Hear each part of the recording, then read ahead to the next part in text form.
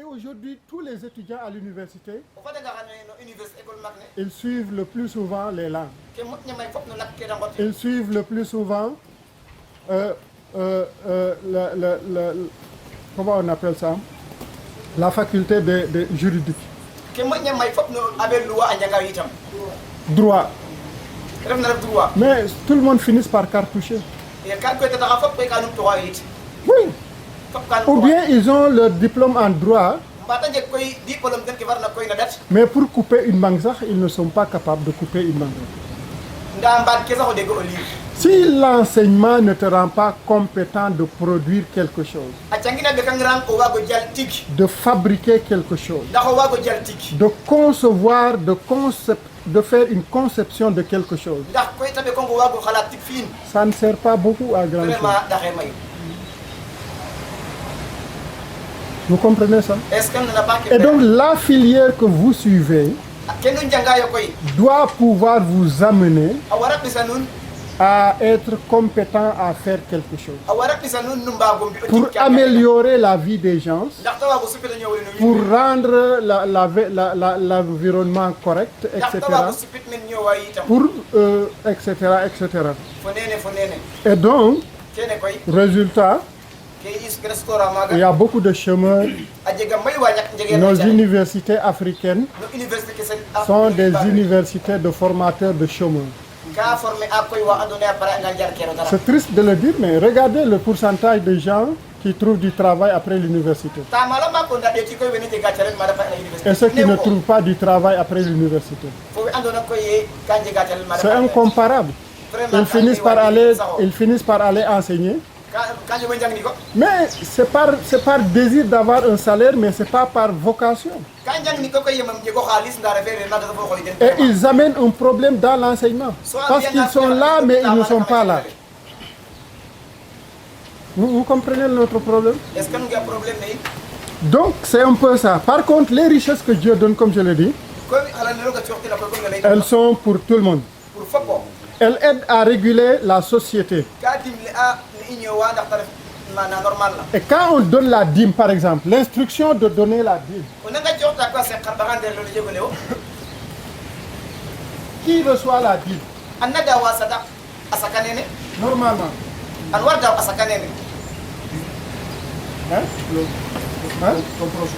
Le prochain.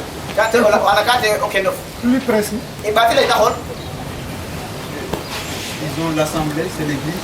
Et quand l'église ne va pas s'accaner, oui, quelqu'un d'autre.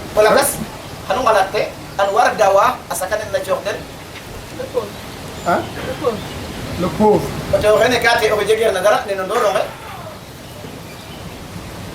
On parle ici de pauvreté économique. Hein? Vous me suivez très bien. Et qui est le pauvre ici?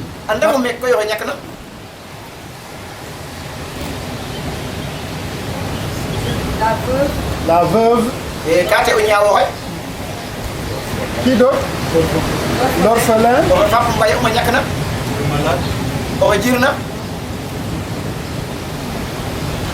Qui d'autre?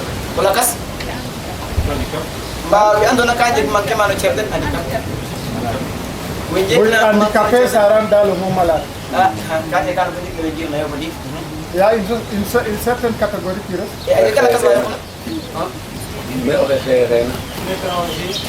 L'étranger, très bien. Mais il y a un autre. Non, dans la Bible, il n'y a pas de manga. Dans le plan de Dieu, il n'y a pas de manga.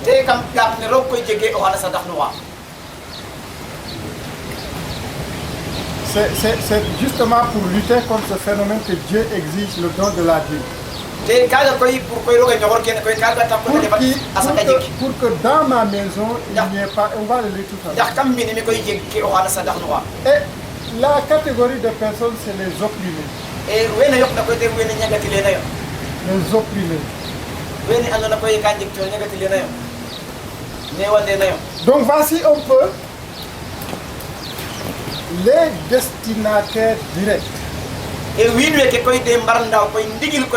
de la dîme. L'Église ne fait que organiser la dîme. La dîme n'est absolument pas pour le pasteur. On est d'accord? Bibliquement, je ne dis pas ce qui se fait dans les églises. Ce qui se fait dans les églises, c'est le pasteur qui mange khalis. Mais ce sont l'église et la communauté organisatrice pour s'occuper des pauvres, de l'orphelin,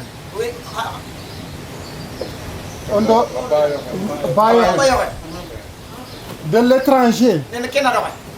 Parce que l'étranger, le plus souvent, c'est comme un baillot. De l'opprimé. L'oppression, ça peut venir de plusieurs choses. Une guerre civile peut amener des opprimés.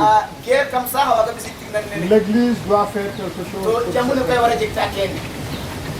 Un cataclysme naturel peut amener des opprimés. L'église doit s'occuper de ces gens, etc., etc. Mais si l'église ne s'occupe que de son bâtiment, cette église est en train d'utiliser la richesse de Dieu hors cadre. Ça ne veut pas dire que l'église ne doit pas avoir, c'est pas ce que je suis en train de dire.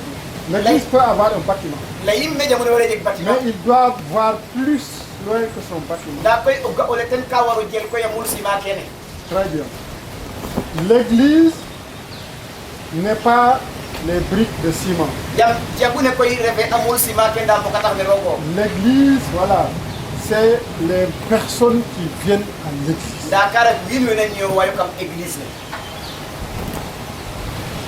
Donc, si nous utilisons la dîme, l'argent, pour promouvoir un grand bâtiment, pour promouvoir de belles chaises, de beaux tapis, de beaux jeux de fleurs, comme on est en train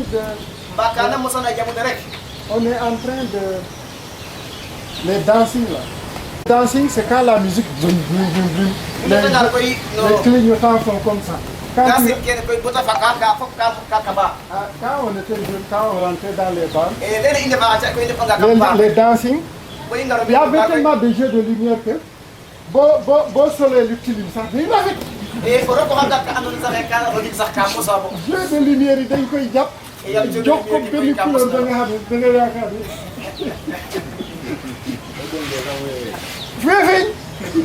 effectivement. Et aujourd'hui, on est en train de regarder les églises. On est en train de banaliser les églises.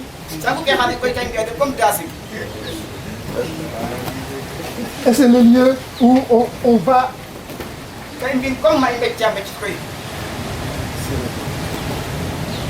Attention. Il faut véritablement qu'on regarde. Les gens vont te dire que David a dansé pour justifier leur danse. Mais tu n'es pas David. David a dansé dans un contexte précis. Pour toi, la danse que tu danses là, est-ce que c'est la danse de David?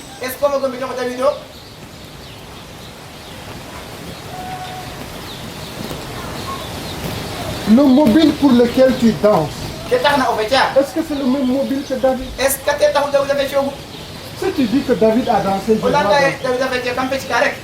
alors tu es en train de t'insulter toi-même. Parce que la Bible dit que tu n'es pas David. Tu es supérieur à David. On a vu ça avant-hier. La Bible dit que pour ceux qui sont nés d'hommes, il n'y a pas de plus important, de plus grand que Jean-Baptiste. Cependant, le plus petit dans le royaume de Dieu est supérieur à Jean-Baptiste. Si moi je suis supérieur à Jean-Baptiste, tu me dis d'être comme David. Comme Haukan. Parce que tu es en train de m'aïwacher quoi. Écoutez, il y a certains qui dans le monde, c'est des mélomanes. Quand ils viennent à l'église et qu'ils ne sont pas éduqués, ils vont apporter leur mélomanie dans l'église. Vous me suivez? C'est ce qui a. Tartando. Tartando de mukde. Tartando de.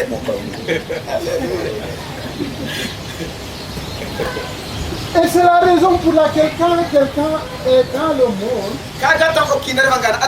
avant qu'il transite là-bas, il y a une certaine formation pour que les choses anciennes restent là-bas et les choses nouvelles, et c'est un être nouveau. Bonjour, je au concert. Je me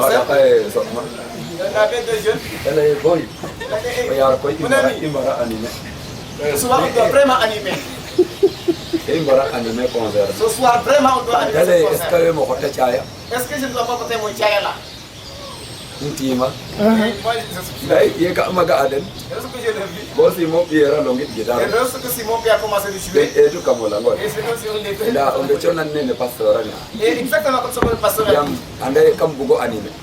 Il n'est pas venu là pour adorer, mais c'est pour animer. Animé un naturo arro. Mais c'est pas pour animer pour le Seigneur. Là, vinu un bout d'idna. Mais c'est pour les gens. Den Google et tirer dans den rapport den dans C'est ça. Dieu n'a pas de place là-bas. On met sur un nez vraiment non. Et vraiment, Pour c'est il y a des pour là. Pasteur Martel il est au Véjogue. Et le pasteur Marcel disait, Jésus n'a jamais dansé. Il de doule calol noran. Et le Saint-Esprit le faisait pleurer même. Da ne ñam no bet. Mais ça ne pousse pas à danser.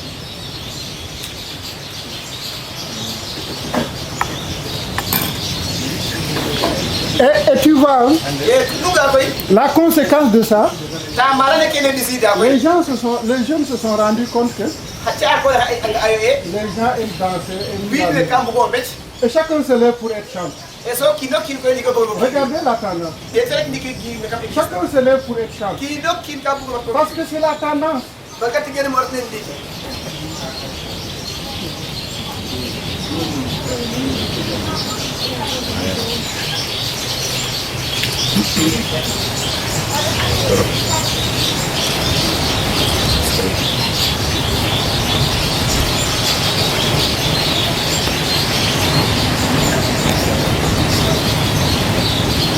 Donc, la gestion des choses, c'est pour réguler.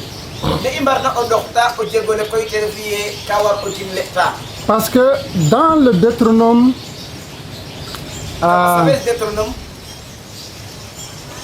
attends, ça va venir. Le 24. Non, c'est pas ça. Attends.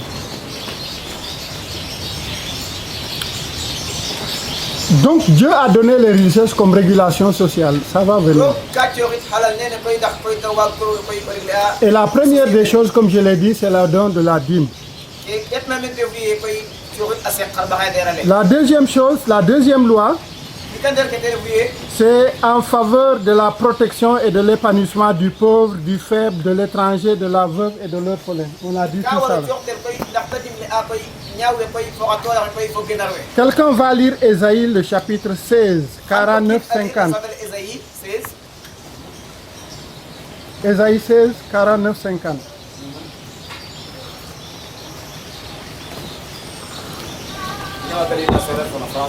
Ésaïe 16, verset 40.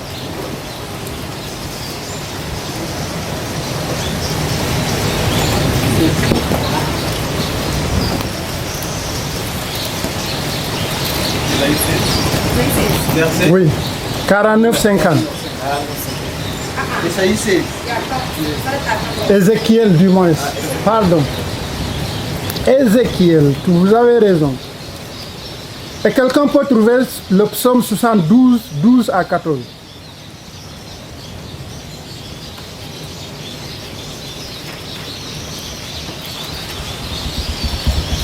Ézéchiel 16. 49, 50. Voici, Quel a été le fils de Sodome? Sa sœur. Elle avait de l'orgueil, elle vivait dans l'abondance et dans une insciente sécurité. Elle est ses filles et elles ne sont nées par la main du malheureux et de l'ennemi. Elles sont devenues honnêtes et elles ont commis des abominations devant moi. Je les ai fait disparaître quand j'ai vu cela. Et Sodome et Gomorrhe, ils ont dit qu'ils ont vécu dans l'abondance, n'est-ce pas? Et ils ont vécu sans souciance. Souciance. Ils ne se souciaient pas du pauvre de leur... Donc ils ne se sont pas souciés de toutes les catégories de personnes. Le pauvre, le truc. Et qu'est-ce qu'ils ont fait avec leurs biens? Qu'est-ce qu'ils ont fait avec ça? Ils se sont réjouis avec ça. Hein? Ils faisaient la belle vie avec leur argent. Et cette belle vie a attiré la malédiction et la destruction sur eux. Ça veut dire également que si Dieu te donne, si Dieu te rend riche, matériellement, et que tu ne te soucies pas du pauvre, de la veuve et de l'orphelin, et que tu vives dans l'abondance, la finalité c'est la destruction. La parabole du riche.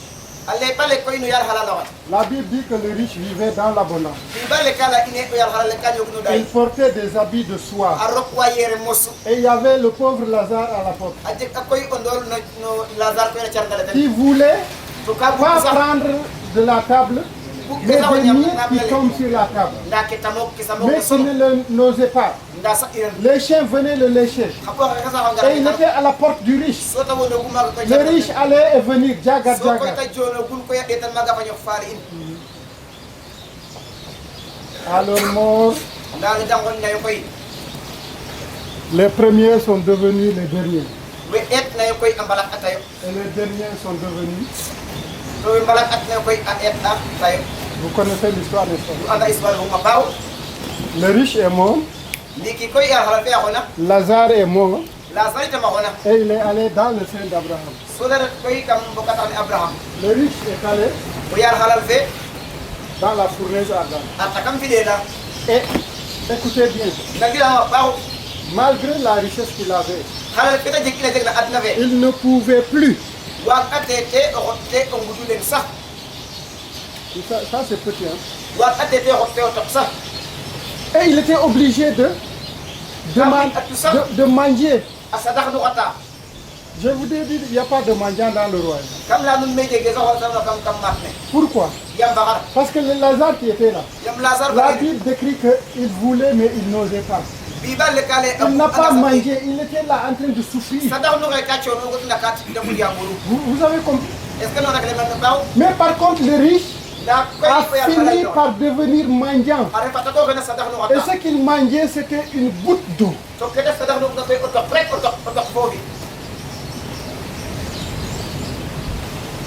Les riches, l'or et l'argent appartiennent à Dieu. Et faites avec l'or et l'argent ce que Dieu veut. Utilisez-la dans le cadre où Dieu a régulé. Sinon, vous allez vous détruire vous-même. L'exemple là le montre assez clairement. Le psaume, quelqu'un peut lire le psaume 112. 72, 12 à 14. Psaume le chapitre 72, à partir du verset 12 au verset 14. Je lis la parole de Dieu. Car il délivrera le pauvre qui crie, et le malheureux qui n'a point d'aide. Il aura pitié du misérable et de l'indigent. Et il sauvera la vie des pauvres. Il les affranchira de l'oppression et de la violence. Et leur sang aura du prix à saisir. Amen. C'est ce qu'il a fait avec Lazare, n'est-ce pas? Exactement, quand tu Lazare. Il l'a délivré. il l'a sauvé. Le peuple d'Israël qui a crié à l'Éternel également. C'est ça qu'il a fait avec eux. Donc, le troisième point, c'est la question des prêts. Écoutez, le cadre dans lequel nous sommes en train de dire, c'est comment Dieu a régulé la richesse pour que tout le monde ait accès à ça. Il n'y a pas de pauvres. Le problème de la dîme, le problème de s'occuper des veuves et des trucs, même jusqu'à la question des prêts, Dieu a donné une réglementation. Exode 22, 25 à 27. Quelqu'un d'autre peut lire Lévitique 25, 35 à 37.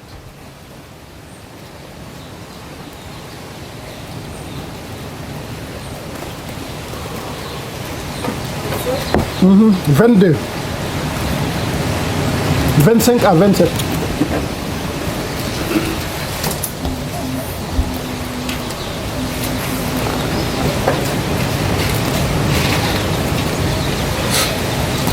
Ou Lévitique 25, 35, 37.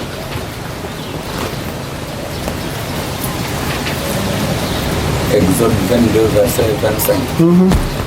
Bo okin atayle onga ndoke nom te noten bo ne axel ko fo muda yam kene som a jegu taref kulo xelum fo ñiraxu. Donc si quelqu'un te donne un gage, sa couverture, il dit qu'il faut le lui remettre avant le soir. Parce que c'est ça dont il a pour se couvrir contre le froid. Vous comprenez ce que ça veut dire?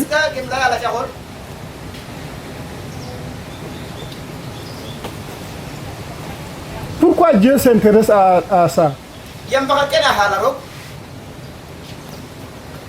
Deux choses. Le pauvre, quand tu touches au pauvre, tu touches au prunelle de mes yeux, Dieu a dit.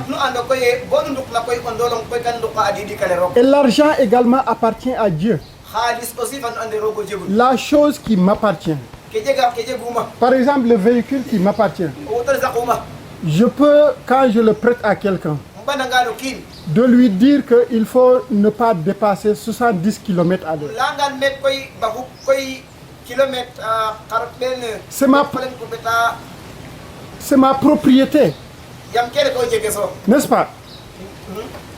Si je prête quelqu'un également un bic, je peux lui dire les consignes. C'est mon bien. L'or et l'argent appartient à Dieu. C'est celui qui est habilité à dicter comment on va l'utiliser. Si ton frère manque et que sa main n'atteint pas ce truc, et l'étranger, il dit que tu as l'obligation de les aider. Parce que eux aussi, ils doivent vivre. N'est-ce pas? Ils doivent vivre.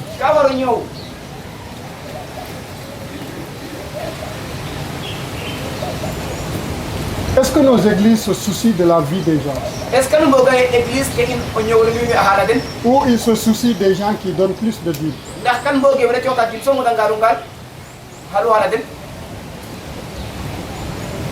Hein? Hein? Madame Kate wala chokta dimsom. C'est halu église. Donc l'église est hors de la plaque.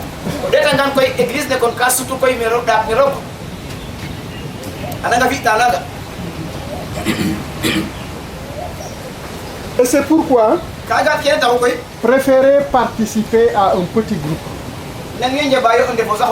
à une petite église, mais dont le focus c'est de s'occuper de l'étranger, de la veuve.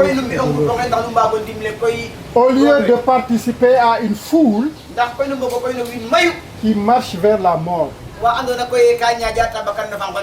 oui. Parce que si l'église ne s'occupe que Son intérêt est vers ce qui donne. Le reste, mais cette église marche vers la mort. Vous êtes d'accord? Parce qu'elle ne marche pas selon le cadre que Dieu a établi. Si moi aussi, en tant que chrétien, je ne m'intéresse qu'à ceux qui ont,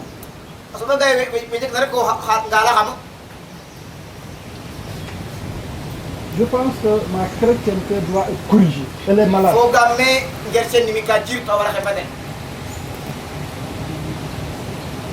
On est d'accord? Est-ce qu'il est d'accord avec elle? La veuve, l'étranger, l'opprimé, c'est l'église qui est la solution.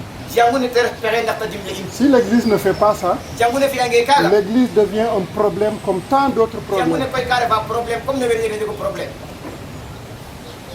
Et maintenant, si la lumière est en toi, est devenue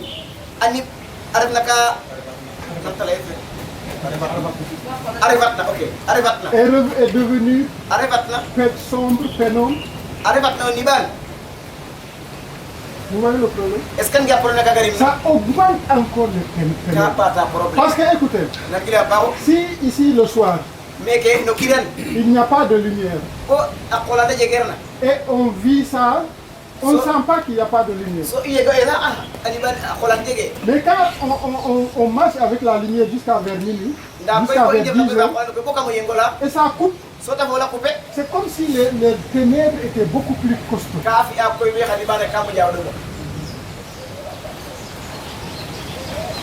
Si donc le peu de lumière qui est en toi devient ténèbres, combien seront grandes les ténèbres? Si l'église qui devait apporter la lumière est devenue ténèbres, c'est le chaos. C'est pourquoi c'est le chaos partout. C'est le chaos dans l'éducation. C'est le chaos dans la politique. C'est le chaos dans la médecine. C'est le chaos dans l'agriculture. Parce que vous et moi, nous ne sommes pas levés pour dire non. Faisons autrement.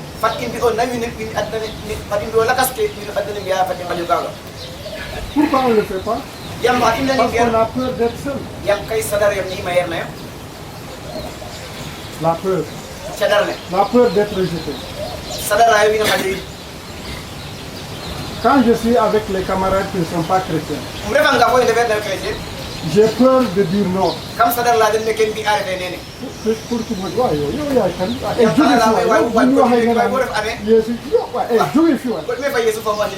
on a peur de ça.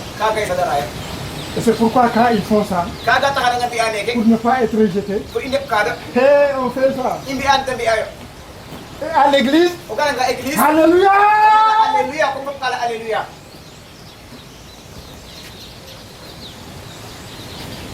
Alléluia, là, c'est dans le monde, c'est pas à l'église. Si tu n'oses pas dans les ténèbres dire aux ténèbres, quittez! Et à l'église là, est-ce que le diable est dans l'église?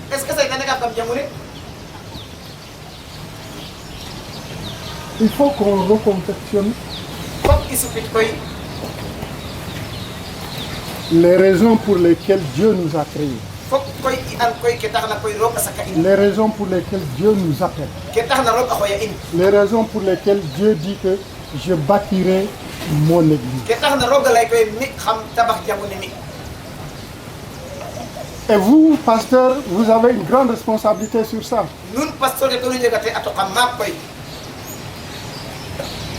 Et c'est au travers de l'enseignement correct. Qu'est-ce que vous donnez comme nourriture aux fidèles? Quand tu veux avoir du bon lait, il faut que la journée tu donnes de la bonne nourriture à la vache. C'est aussi simple que ça. Mais si nous enseignons de la pourriture, si quand on prêche, on regarde la poche des gens et on va construire une église pourrie. L'année sabbatique et le jubilé.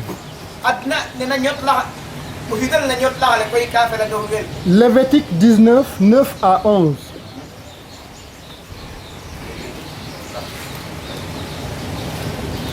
Lévitique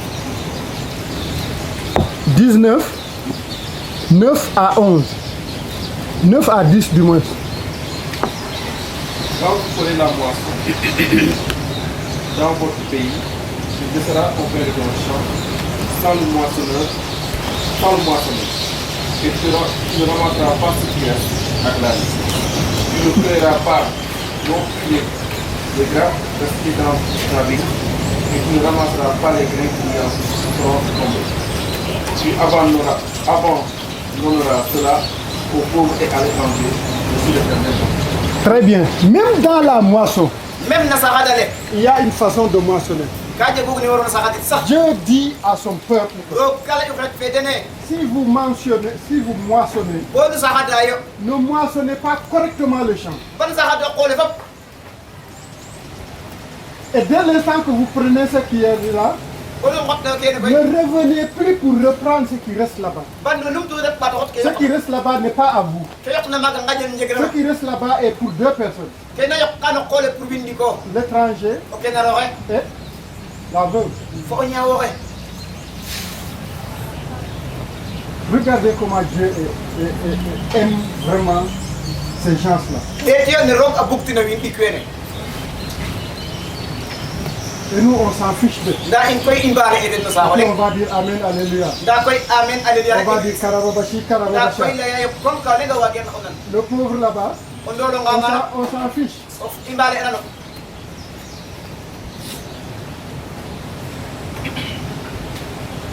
Ça, c'est quelle chrétienté. Parce que ça, Dieu va nous bénir. Dieu va nous donner son argent. On ne gère pas comme il se doit. Il ne donne pas. Si maintenant il voit quelqu'un qui gère bien, il me donne l'argent, on va commencer à dire il est avec les francs-maçons. C'est faux. Il a simplement appliqué les mathématiques du royaume.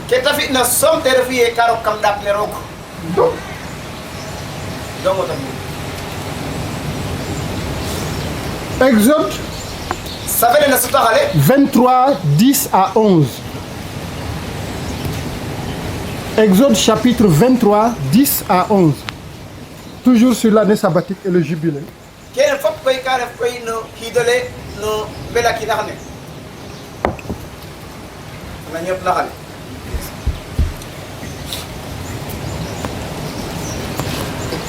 Exode 23, 10 à 11. Puis ensemble la terre et puis en retirera le produit. Mais la septième, tu lui donneras du relâche et tu la laisseras en repos. Les pauvres de ton peuple en jouiront et les bêtes des champs mangeront. Très bien. Ce qui restera, tu feras de même pour ta vigne et pour tes oliviers. Donc, même pour l'exploitation du champ, Dieu te donne quoi? Te permet de faire quoi? D'exploiter ça combien d'années? Pendant 6 années. Et la 7e année, il te dit que 3 choses. Laisse la terre se reposer. Malgré que la terre se repose, elle va produire quelque chose. Ce quelque chose là, c'est pour les animaux. Ce quelque chose là, c'est pour la veuve. Dans tout ce que nous faisons, ça c'est dans le domaine de l'agriculture. Dans le domaine du business également. C'est le même principe. L'argent que le business produit, c'est pas ton argent. Il y a une part des pauvres là-dedans.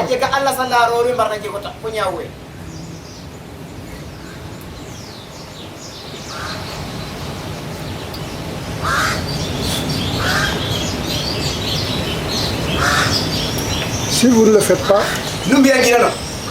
mais vous allez subir les conséquences.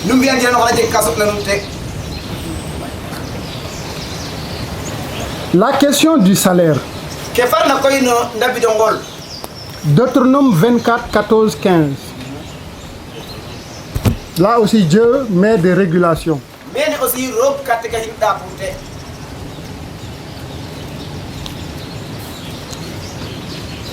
Deutéronome 24, 14, 15.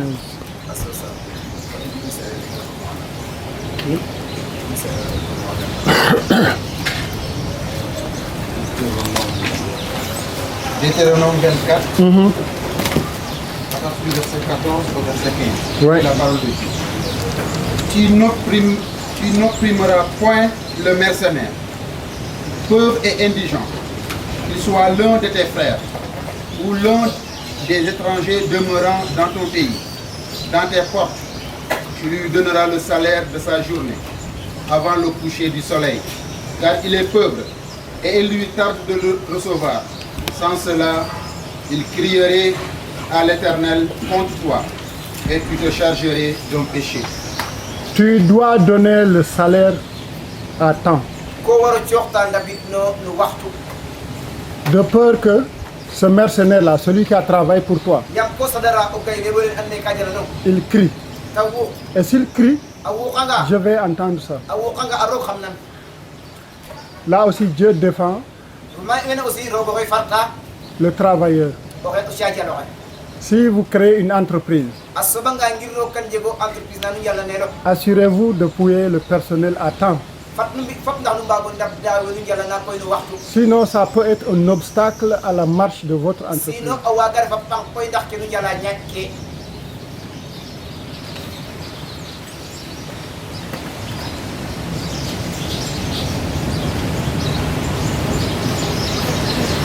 Donc toutes ces lois attestent et confirment le privilège, la faveur et même les occasions ordonnées par Dieu pour ce groupe de personnes de repartir à zéro. C'est-à-dire, il donne l'occasion à tout le monde. Le pauvre, l'orphelin, les opprimés, etc., de pouvoir vivre dans son peuple, dans son royaume. Parce que je dis, Dieu pour Dieu, c'est la vie de tout et chacun. Et il va mettre des lois pour que tout le monde puisse vivre. N'est-ce pas?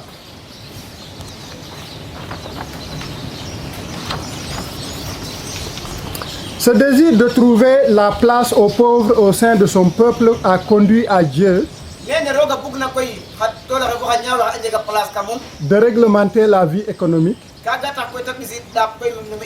et la vie sociale afin que tout le monde trouve sa place dans le peuple de Dieu et vive une vie de plénitude.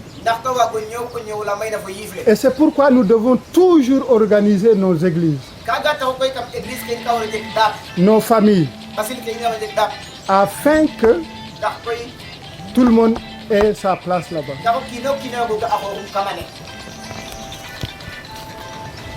Ah, pardon. Wow. Mereka inilah hari kali.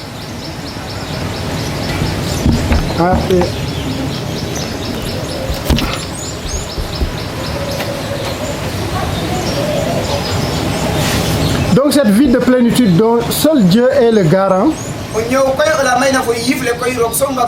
c'est comme une toile de fond à laquelle Dieu établit une relation avec son peuple. C'est-à-dire, c'est comme le fondement où Dieu bâtit son église, où Dieu bâtit son peuple. Et si nous démarrons un ministère, un business, ce toile de fond de la vie pour tout le monde doit être le fondement de notre business. Doit être le fondement de notre famille.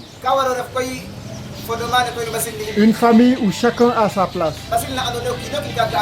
Un ministère où chacun a sa place. En Wolof, on dit que et demain, si quelqu'un d'entre vous est ministre, président,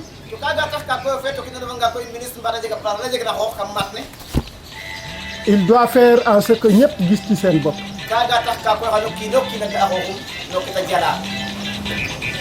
Et ça, c'est important pour le gouvernement. Aujourd'hui, le gouvernement ne connaît pas ça. Il se crée une élite. Et c'est l'élite qui bouffe notre argent. Et on a tendance à répéter la même chose dans les églises. C'est le pasteur et un petit comité qui décide de tout et de rien.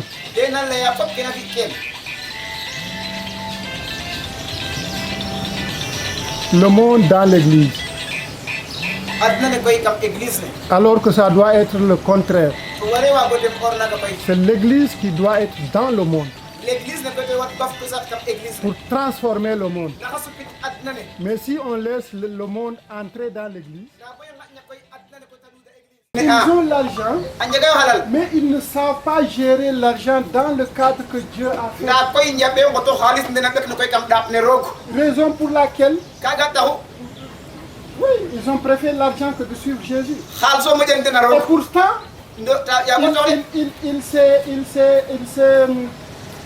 il s'est proclamé un bon disciple.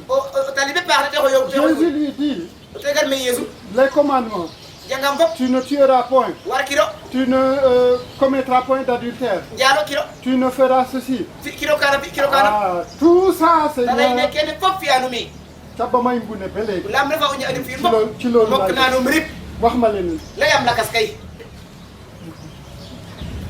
la richesse. Se séparer de la richesse.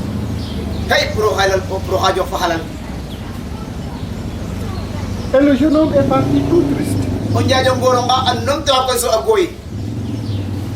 Et cette tristesse, ça se ressent jusqu'à présent. Si quelqu'un d'entre nous perd 10 000 francs, on va le savoir tout de suite.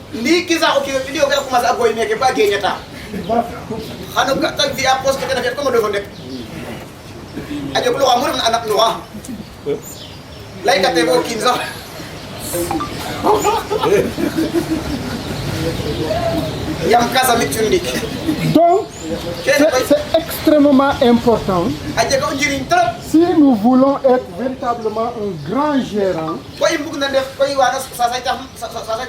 de la richesse de Dieu.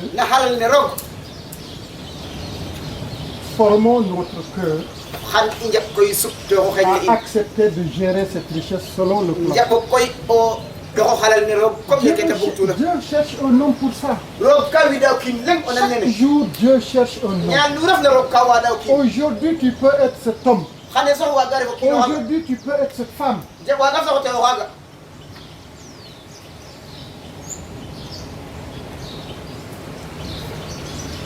Vous comprenez ça?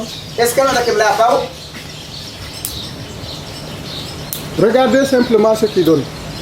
Jésus a dit que la main qui donne est toujours au-dessus. Toujours. Reste au coin, nous avons fait de tout. Nek ci kaw dafa neex de. Xana bëggul nek ci kaw da leen joxe. Joxal ku la munta fay. Bu boobaa man maay ki lay fay.